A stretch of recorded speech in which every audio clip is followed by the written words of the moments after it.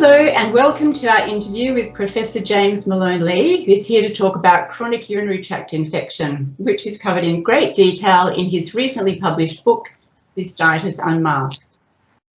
Professor Malone-Lee is Emeritus Professor of Medicine at University College London. He worked as a clinician and scientist for 37 years at University College, studying lower urinary tract symptoms. Welcome, Professor. We're very happy to have you here tonight. And thank you for inviting me. Tonight we have a panel of speakers who will take it in turns to ask the Professor their own questions. Each speaker will take roughly 10 minutes.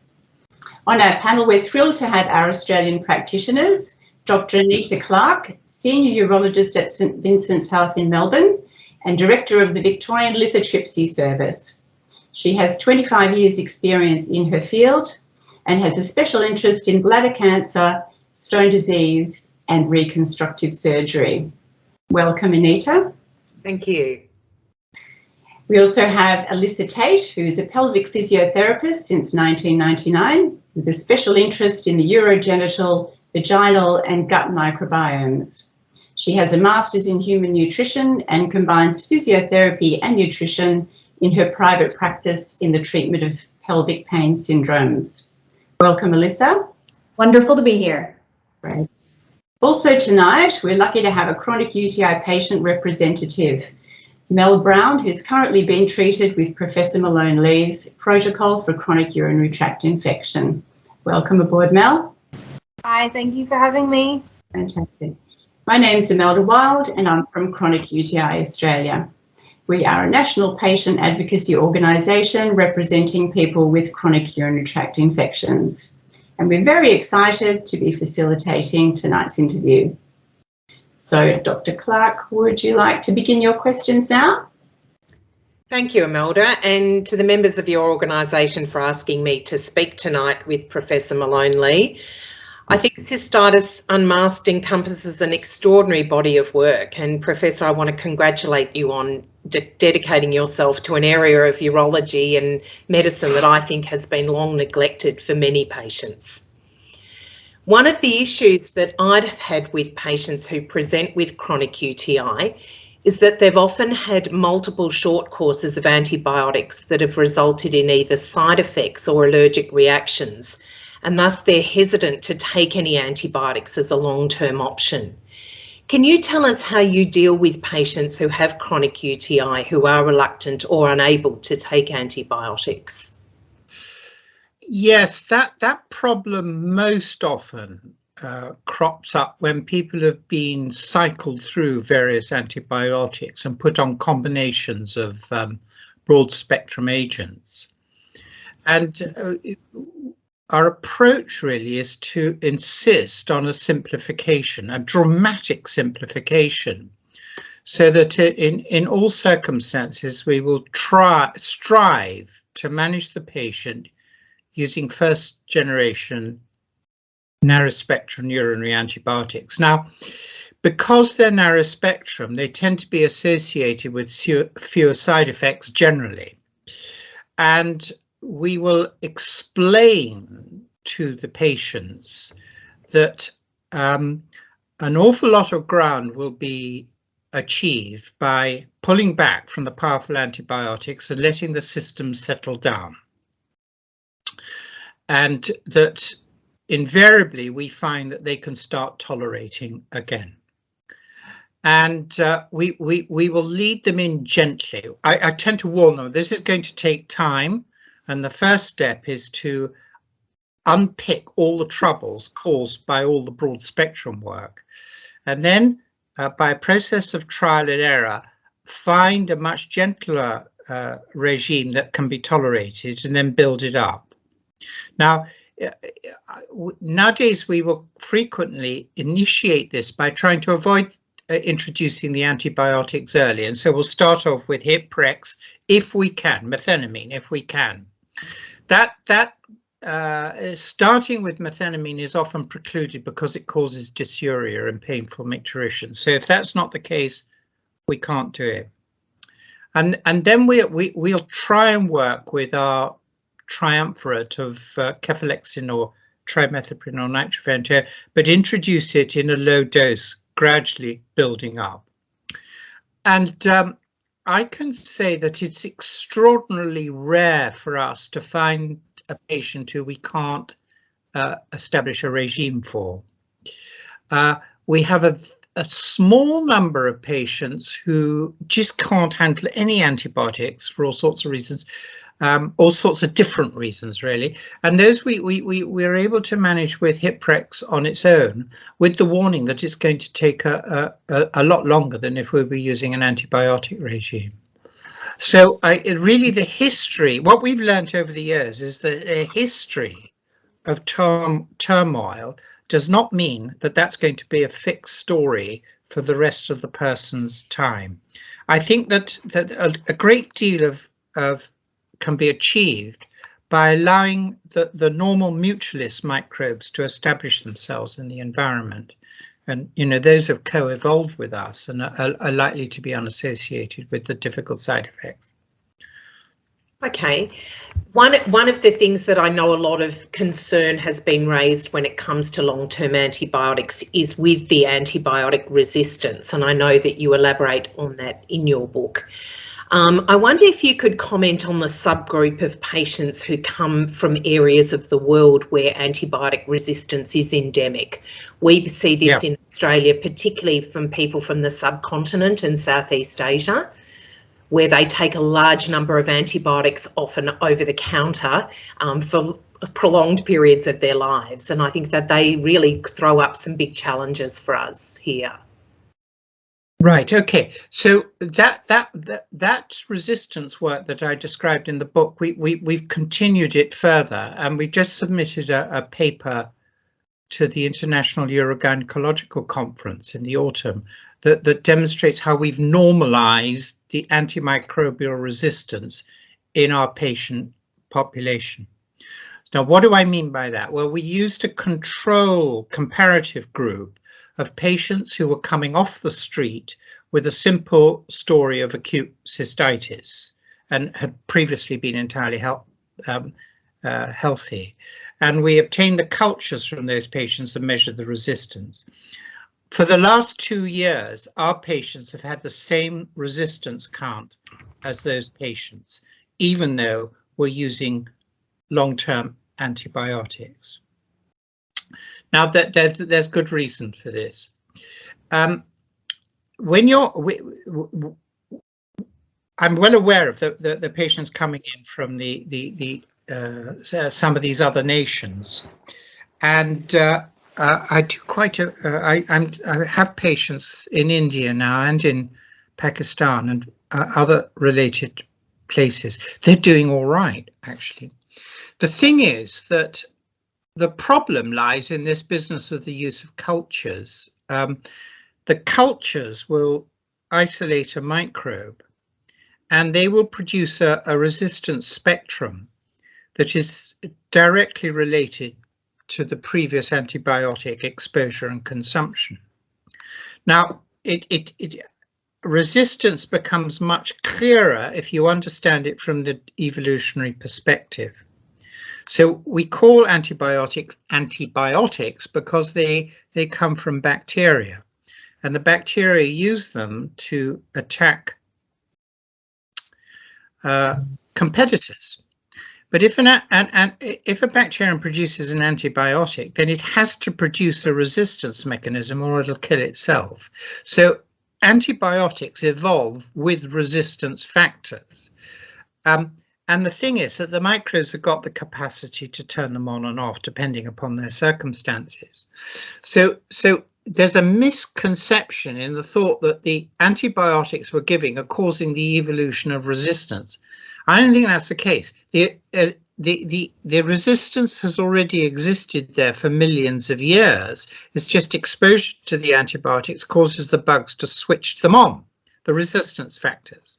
Now, if a resistance factor is switched on, that microbe has got to eat more to achieve the metabolism to produce the resistance factor.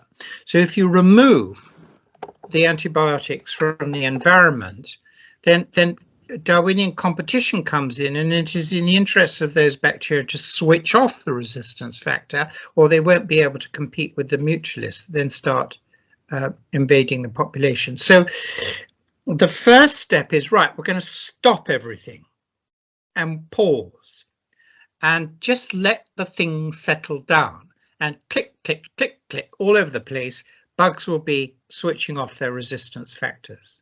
Now, a lot of these bugs have evolved to thrive in an environment where there are multiple different antibiotics slopping around. They're so highly specialized that in fact they can't compete with the natural mutualist or commensals that live inside our urinary tract. So if you remove that antibiotic regime that causes an advantage for the highly resistant bugs, they tend to leave the population anyway. They're outcompeted. And so nowadays when people are coming, I mean, we get a lot of people who've been put through all sorts of cocktails over long periods of time, not just from Asia, but also from the UK and so on. And now we've got a fixed rule that if we stop all treatment for a period. If they can't cope with that notion, then we'll use methenamine for a period, and just over about 12 weeks, just let it settle down. And it's astonishing how quickly the sensitive strain starts coming up. So antimicrobial resistance can be addressed by just not using these broad spectrum agents.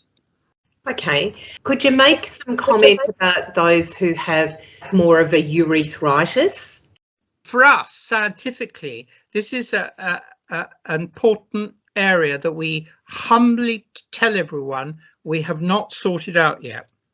Okay. However, we're using artificial intelligence more and more and more in our service, but we've used Bayesian methods, which are the core of artificial intelligence much more.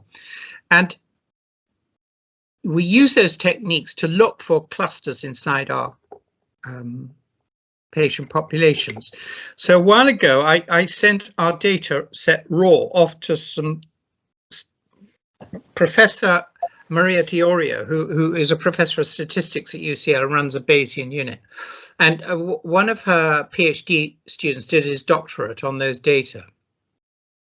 And without me saying anything at all whatsoever, they picked up a cluster in the clinical presentation. Now, we run a slightly similar analysis, but on our treatment choices, because we use trial and error elimination. We start a treatment. Does it work? Is it tolerated? And keeping very, very careful records. By trial and error, you just evolve.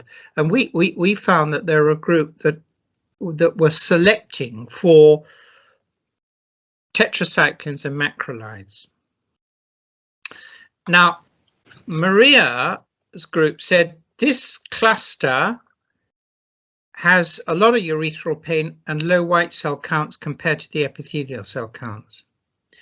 We then looked at our data and found that the cluster of macrolides and tetracyclines that were selected were low white cell count, higher urothelial cell counts, and urethral pain as a characteristic. So we're at a situation now where that group exists. We've done a further study to check it, and it does. So there's a subgroup that have particularly urethral pain, but not exclusively, a lower white cell count and a higher urothelial cell count, who appear to respond to tetracyclines and macrolides better than anything else, but not always, not necessarily the case. Now, macrolides and tetracyclines raises the option of obligate intracellular microbes. Mm-hmm. Now, the most famous is chlamydia, and in our big studies, we didn't find chlamydia in our patients or in the controls, but we did find mycoplasma, other molecules, Legionella.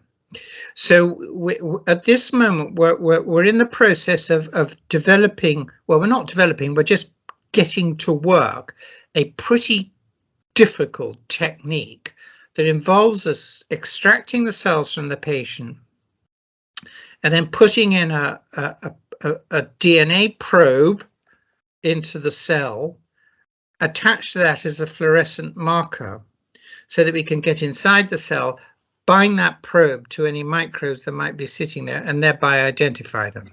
And that way we're hoping to study this group compared to another group to see if we can catch the obligate intracellular microbes in flagranti. But at the moment we're based on the data that I've just given you. And the other thing that's coming out is that group take a long time to get better. We're developing much more sensitive measures of symptoms in order to allow clinicians to track these patients. Because if you've got a score that's improving, then you know that you're on the right track. But at the moment, our scores are not crude enough to pick up some of the more subtle elements. So we're going to do that by artificial intelligence and with the help of the patients' organizations. But yeah, and you've got to be so patient, so patient. Look, one of the groups that I have found particularly challenging, and I think with your background you'd be able to perhaps help me, are the very elderly women who have UTI. I find that obviously as a urologist, I often cystoscope this group because they have a higher incidence of bladder cancer. But you often see a bladder that is just red raw, very little intact urothelium. And where do you start? I took a big gasp there because I think that the elderly are an area that really do need to be addressed. But I never got any purchase from my colleagues in geriatrics. It's something that's almost an undiscussable with them. And I'm hoping that in time we will be able to say, look, come off it, everyone. This has got to be tested properly. I have to say that I'm extremely anxious about long-term antibiotics in the elderly, and because it's just fraught with difficulties because they're so susceptible to side effects. The rule when we get an elderly person, and our elderly trade comes in from doctors' parents. I do a huge trade in doctors' parents, quite extraordinary. And some of them meddle and some of them don't. But what I say at the beginning is that, look, we're going to get this infection damped down as quickly as can. And then the aim is to have you managed on Hiprex on its own. That's the target. And let me tell you, we're never going to clear this infection. We've just got to manage it. And I want to try and get you so that you're comfortable with just with Hiprex alone. And what we tend to find is that there's sort of bumping about as we get the main sepsis under control, and then eventually we get them down there, and it's okay. But it's still an area it's wide open for some decent research, and I'm really interested in us trying to find alternatives to Hiprex. I mean, Hiprex is very simple. It alters the chemistry, the physical chemistry of the bacterial environment, and the kidney is par excellence a chemical organ. So there's an enormous scope for us to manipulate the chemistry of the urine for the benefit of the patient without using antibiotics. So that's another territory. But I think at the moment that the scale of the problem in the elderly is terrifying, absolutely terrifying. Mm. And also that whole issue of the cognitive side effect of chronic urinary tract infection, which I think is overwhelming.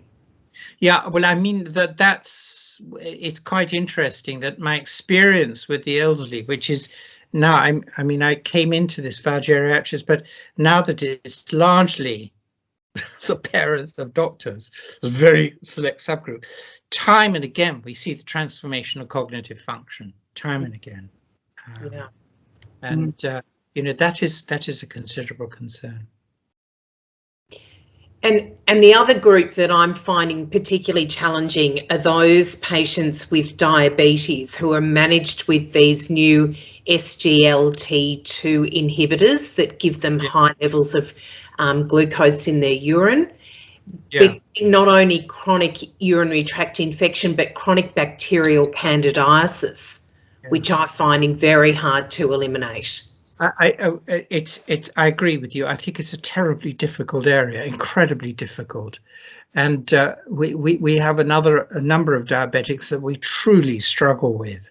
And it's too inchoate for us to be able to offer coherent advice. I'm most troubled by the candidiasis, I might say. Once the candida gets into the system, we've really got a serious problem. And that one of my most recent PhDs went and did some work in the diabetic clinic, and she's about to publish it, and found that the perception of urinary tract infection in the diabetic clinics is all over the place. So once again, we need some fundamental, basic scientific approaches coming out that acknowledge the limitations of the tests that are used, and start from square one, as with the elderly. Yeah, I haven't got an answer. Thank you. Thanks so much, Anita. Thank you. Okay, so Mel, would you like to ask your questions now? Hi, I just wanted to first of all say thank you so much. You have honestly changed my life. I'm just a new person after 1 year of starting your treatment. Isn't that sweet of her? So grateful to you, so thank you. All right, so I know that in the past question you just addressed antimicrobial resistance. Australian doctors here are hesitant to prescribe antibiotic courses for UTIs that exceed the typical courses of 3 to 5 days on average. What would you say to those who are concerned about prescribing long-term antibiotics? Well, I mean, the answer is that we can reassure them with safety data. And this year we've got a set of papers that we're pushing out that should start to reassure people. I can say that a more important pressing motivation for this is that you can see that the history of this developing, that the guidelines came in about 1999, the first guidelines, and then many other followed on. And then the anxieties about antimicrobial resistance arose. And of course, the authorities said, oh, we've got to do something, that there's this disaster coming up. We're not going to be able to treat people. So they introduced these rules and regulations that it's stipulated that you've got to use short courses of antibiotic to treat urine infection. Now, why urine infection? Because it's the most common reason for using antibiotics. Now, no one had accumulated any evidence at all to say whether that was the right thing or not. But there's nothing eccentric about that. The guidelines that are issued are based on don't have any, most of the time haven't got evidence. And the other thing is they haven't read the evidence that they're quoting properly so that they understand it. So because of the sort of anxiety, really various penalties got introduced so that the practices would be inspected, and the inspecting or regulatory authorities would look at scrutinize their patterns of antibiotic prescribing, and if they didn't fit with what was expected, then they were penalized. So that engendered a considerable fear in people in order to over how you treat and how you don't treat. And so all these different factors came together until the old-fashioned correct way of treating urinary infection was built into some kind of pariah. And it also hung on the fact that the belief that if you do a urine culture and you culture a bug, that is the cause of the infection. Well, it's simply untenable that the problem of causation in urinary tract infection has not been properly addressed. So I keep on saying we don't know cause. We have no idea. So when they come to me with their microgen tests and their special cultures here and so on and so forth, I keep having to say you haven't a clue whether that is causing the infection. But of course that they're doing antibiotic resistance studies on all these bugs, and that again is flaming the fear of doing harm. We're also publishing a paper, the abstract's gone up to the conference anyway, that demonstrates how the impact of the guidelines from about 2002 has resulted in, all over the world, an alarming rise in the incidence of interstitial cystitis, chronic pain syndrome, and undiagnosed cystitis. And the thesis that we're putting forward is that the short courses are not working enough, and we're sure of that because the randomized controlled trials will show that they won't in about 1/3 to 25% of patients. And that if you decide that someone hasn't got a urine infection because of a culture is negative, and therefore you diagnose it with interstitial cystitis, then you're going to see this rise in the interstitial cystitis. I mean, the other point about it is to say, take someone with all the symptoms and the right signs, and you do a urine culture, and then that culture is negative, and you say you haven't got a urine infection. That is a calamitous scientific blunder. It's really quite an egregious error, because it's called a base rate error. And what you're doing is ignoring the evidence before you did the test and removing it from consideration of the disease. It's a crashing error, but that's got ingrained, like it's got ingrained into our guidelines and everything. It's tattooed into it. It's very difficult to dig it out. Wow. So the short answer to that is we're pumping out studies to try and alert people to what's going on. The thing is that there's a terribly strict rule in our unit. Unless you're going to talk from the empirical science, you're going to shut your mouth. All right. So that if you go through history, you're not going to find that we ever made any statement of opinion or a presumed fact without reference to empirical scientific evidence. Okay. We know that your chronic UTI diagnosis and treatment relies on specific counts of white blood cells and epithelial cells in an immediately fresh, unspun, unstained urine sample.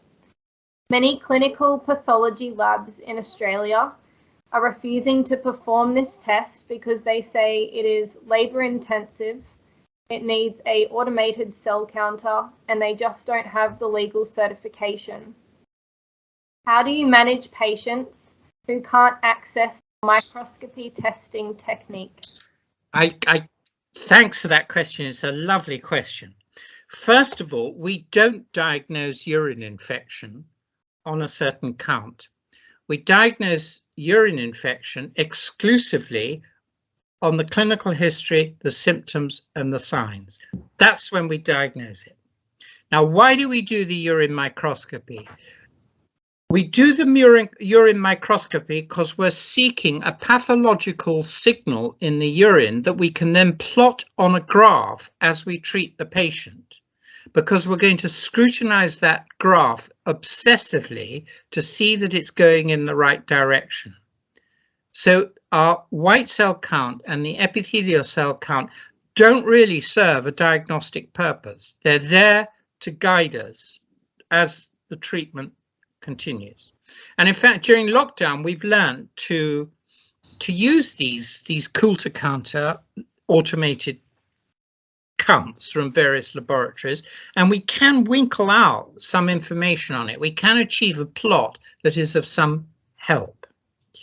But the thing is that where this got muddled was that we were attacking the concept that you do a test, and if it's negative, they haven't got a urine infection.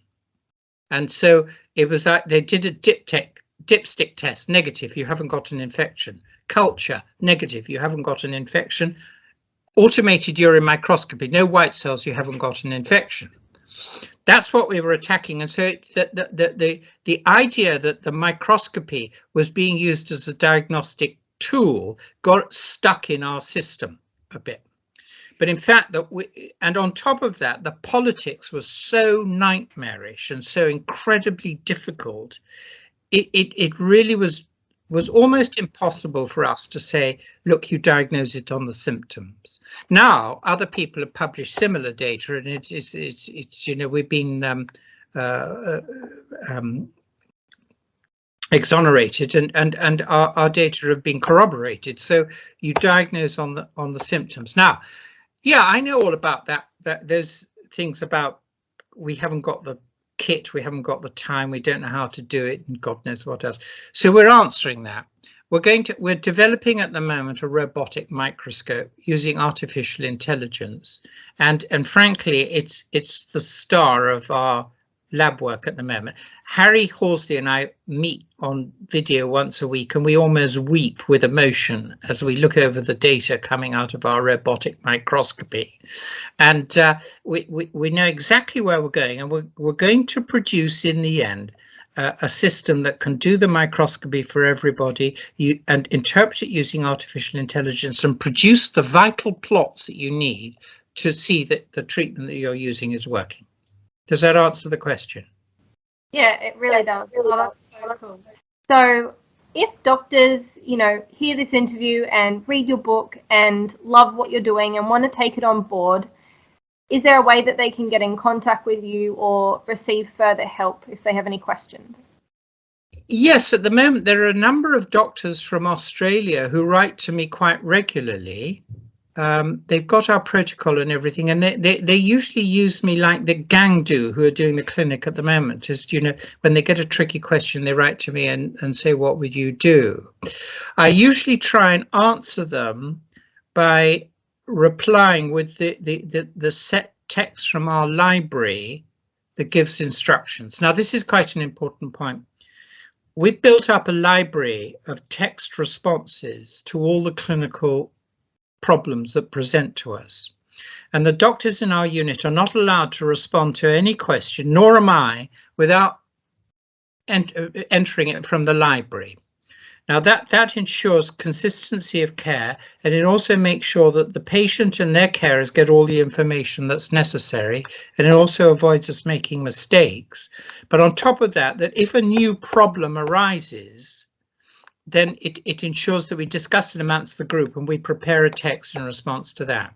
So, and then the texts get modified all the time as our data come through. And we, over Teams, we're communicating with each other. Some patients object to this strongly. They write to me rude notes saying you're cutting and pasting, and I write a very courteous note back saying, well, that's the only way we're going to practice because it's safe. But it creates, once again, this evolutionary epistemology. So the library, as the years pass, gets more and more valuable because there are instructions on how to handle all the different situations that occur. And I try and respond to the doctors like this using that, so that they're getting a solid thing. It seems to work quite well. I noticed that some of them are writing now much less often and with pretty hairy problems when they do. And I'm quite keen on this. I mean, I got 2 GPs in the clinic in Harley Street because I wanted to demonstrate to the world that it's well within the capacity of most doctors. Thank you for answering my questions. That's okay. That's my pleasure. Thank you very much, Professor. Thank you, Mel. Alyssa, would you like to ask your questions of the Professor? Yes, I would love to. This is a great opportunity as a long-term super fan of the Professor, so thank you. First question, where bacteria have invaded the urothelium in chronic UTI and recurrent UTI patients, is it possible for this to resolve spontaneously via exfoliation due to the limited lifespan of the urothelial cells, which I understand to be around 200 days, at least in rodents?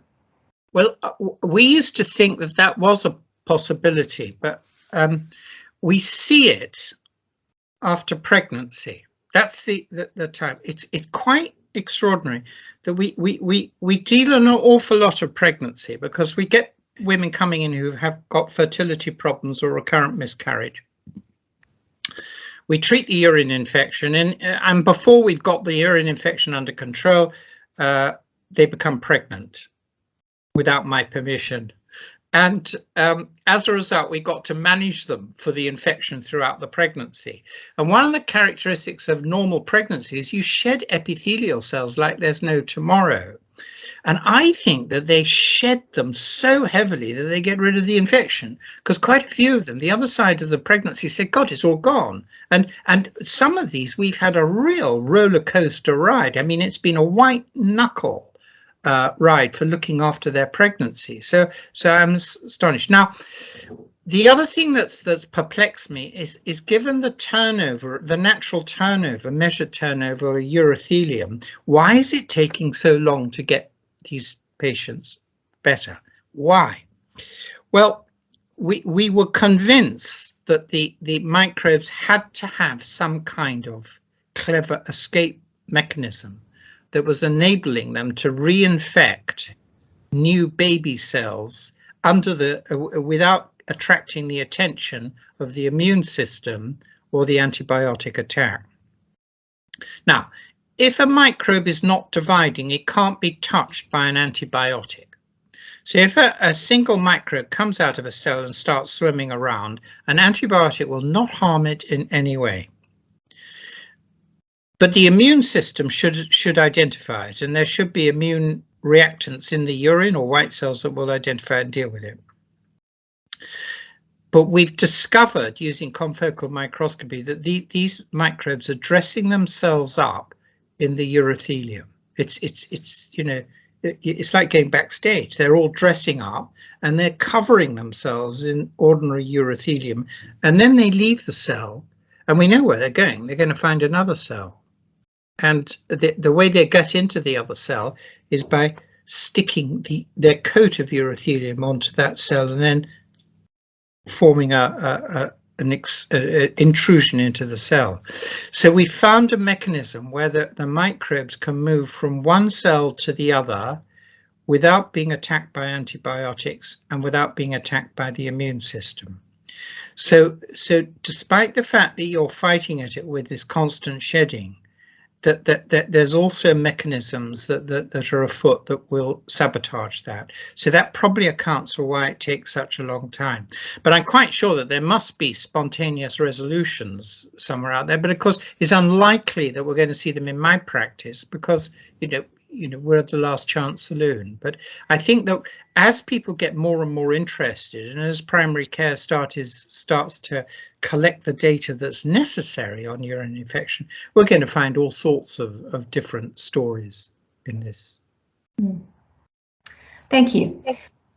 Is it possible that as microbe number and spread is more abundant in microscopic pyuria, that simply reducing excessive numbers of microbes may be a mechanism to reduce pyuria? And if so, does it make sense for patients to take nitrofurantoin, for example, post-coitally, if this is their only trigger for cystitis symptoms? Well, the answer to that is probably not, but not 100% sure. What we found when we were doing the work with Maria Dioria and others is that the higher the white cell count, the greater the chance of a positive culture.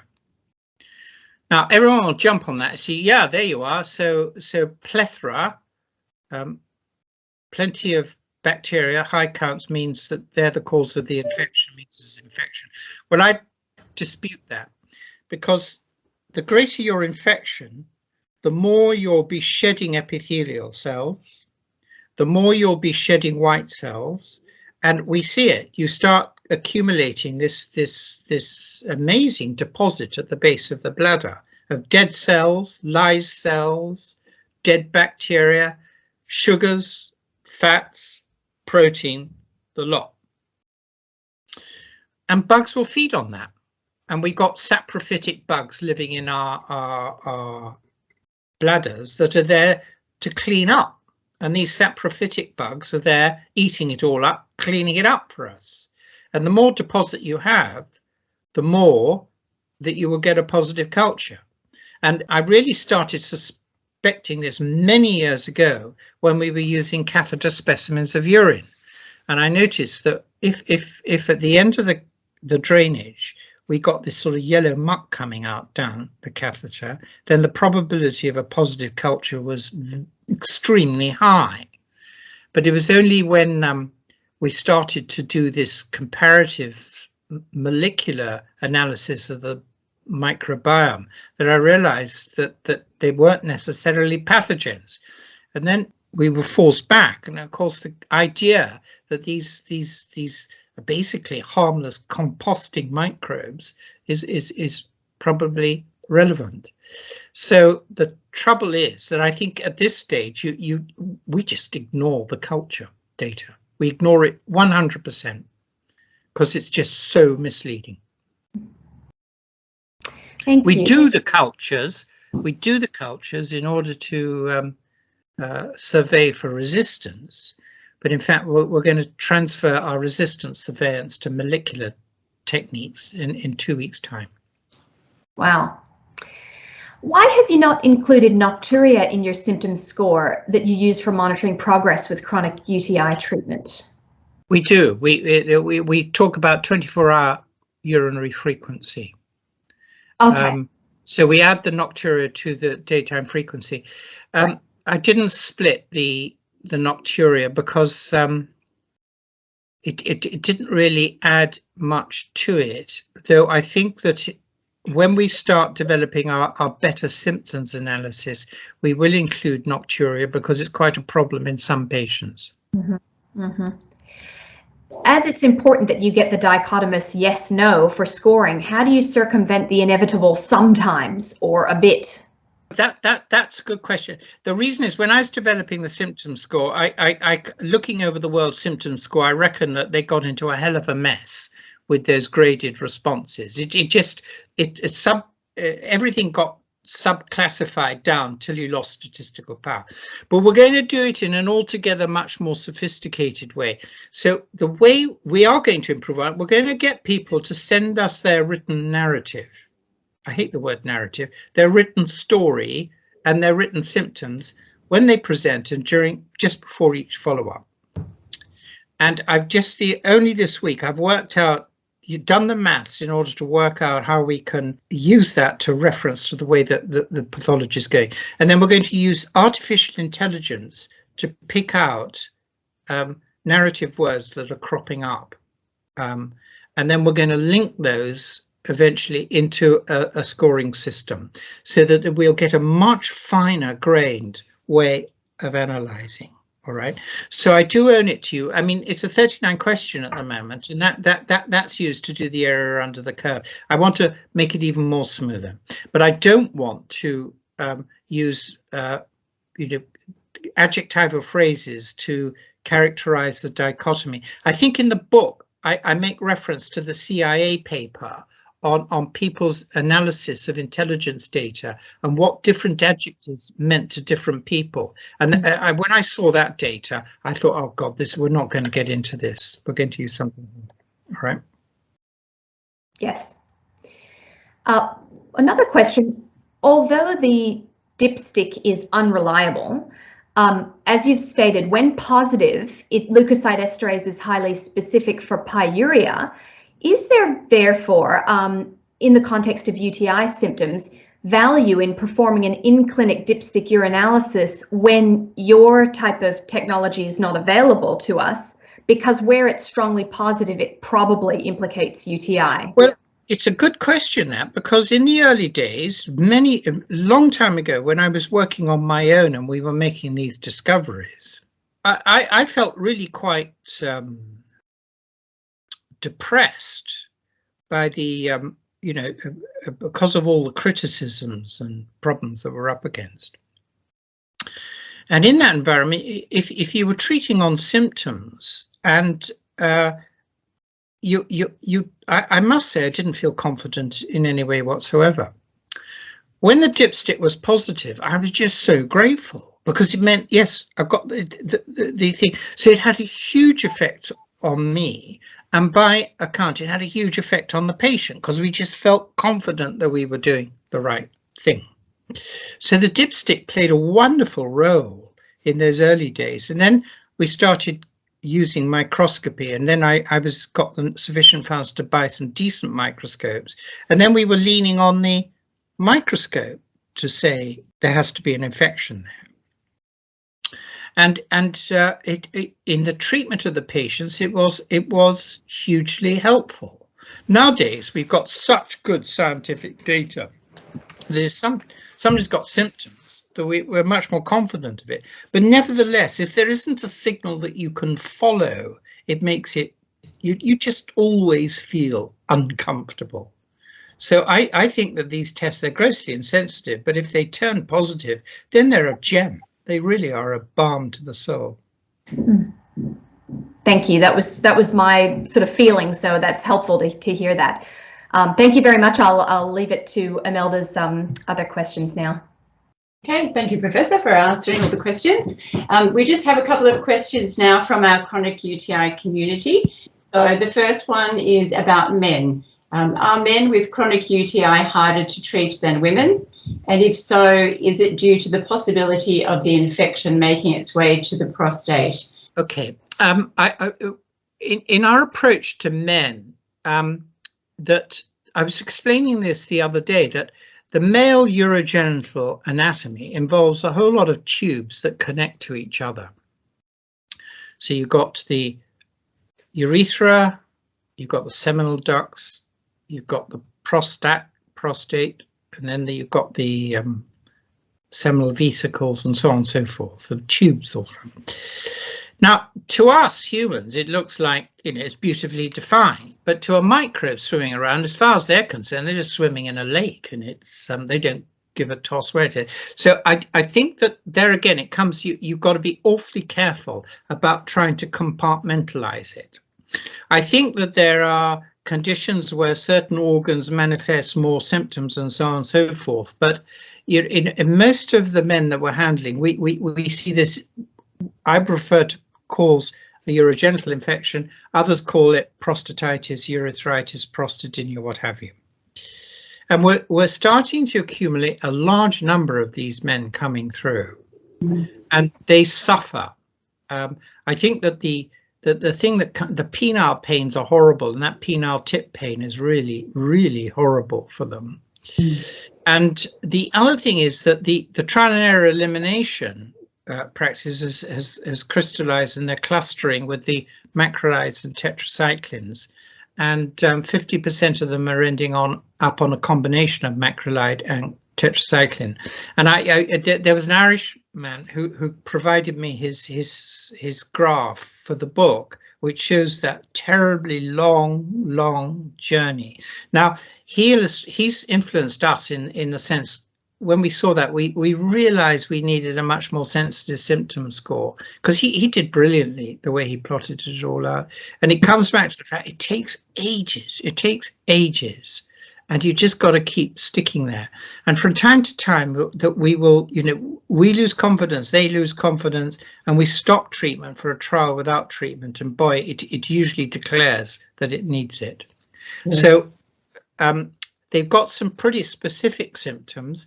And the other thing that's often, they get awful pain after ejaculation, they get pain during defecation, these things, and then this penile tip pain, which can be absolute bloody agony. And you just got to keep going on and on and on. And understand that neuropathic pain is going to be a component of this, that there are the people are sitting there, a slam dunk for a C fiber neuropathy. So and the only way of dealing with C fiber neuropathies is to treat the underlying cause and get rid of it. Yeah, okay, thank you very much. The next one is, can you explain why science is so important for the future of chronic UTI testing and treatment, and why we should be wary of pseudoscience and different treatments and tests available that have no scientific foundation? For the first 20 years of my time at UCL, I was working on urodynamics. I did an enormous amount of urodynamics, and I explored the biomechanics and the mathematics of it. And I developed an equation that described the urodynamic filling study, and thereby described the nature of the overactive bladder. And I used Derek Griffiths' equations to explore voiding and so on. Now, what happened was that the equations for the overactive bladder, when we applied them to the human circumstance, they failed to predict response. They failed to predict all sorts of things. They just failed. And from that, I realized that the urodynamic understanding of lower urinary tract infections had to be faulted. Now, it was science that took us there. And then there was a long period where I just didn't say, well, if urodynamics is not explaining this, we're going to have to come up with some other kind of pathophysiological approach to it. And that's a very difficult thing to do, because urodynamics, even today, is still all the rage, despite the experiments that have suggested that it shouldn't be. And it was only by applying, traditional science to this that we tumbled on the fact that the MSU culture was missing things, and the dipsticks were missing things. And it was only by the application of science, rigid empirical science, that we started to develop these empirical systems that allowed us to find out treatment regimes that worked. Now, the problem is that is incredibly laborious. It's full of disappointment and failure, and it's a long time before you start getting the results that you're interested in. And there are too many people out there who are what I would say are wannabes. They want to be sort of have their eureka moments, and they want to sort of come up with a solution as quickly as possible. And also that there are groups out there that want to make money. And I tell you, the quack industry considers you patient group just to be gullible patsies. And the cynical attitude that they manifest behind the speaker's chair, as it were, when you talk to them in the wings, is horrifying. But the difficulty is that with the explosion in social media, you get people forming camps and arguing and abusing each other, and never really using any coherent scientific justification. So you've got the molecular tests that are being used. Well, none of those doing these DNA tests of the urine have addressed causation, and none of those laboratories will explain to me what I'm meant to do with the data that they provide. Why? Because the science hasn't been done. But God, they're costing the patients a fortune, and then they're causing the patients to be put on all sorts of outrageous treatments. And there doesn't seem to be any way of curtailing it. Similarly, fulguration. I was absolutely horrified to see fulguration suddenly take off with all these strident camps promoting it. And when the science is just not there. Could you explain what a fulguration is? Well, fulguration it's been produced by there's a Turkish consultant in who's doing it. I mean, people going to Turkey. What he does is uses a fulguration is just a hot wire loop that it heats up so you can use it as a knife. Is that right, Anita? Yes, that's right. Yeah. And what he's doing is cutting strips out of the trigone. And the reason he's doing that is because the trigone is often a site for the metaplasia, and metaplasia is the ubiquitous response of the urothelium, or any epithelium for that matter, to stress. And he's doing it. And he just decided to do it one day, and he's doing it for chronic urine infection. And the data that have been collected is dismal.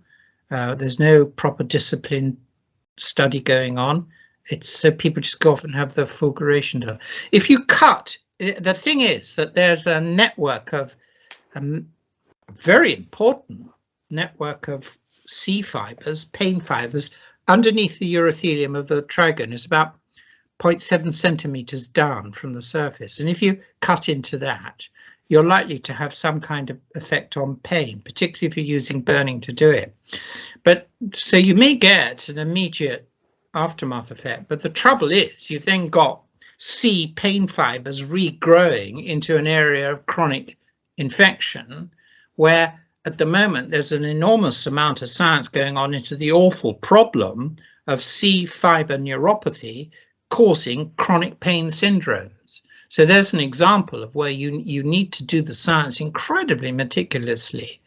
And I think that you're seeing now, helped by social media, this business of they're treating the science as though they were football fans. I mean, they're supporting one group or another. The history of our world shows if you don't do the science properly, you don't get the answer.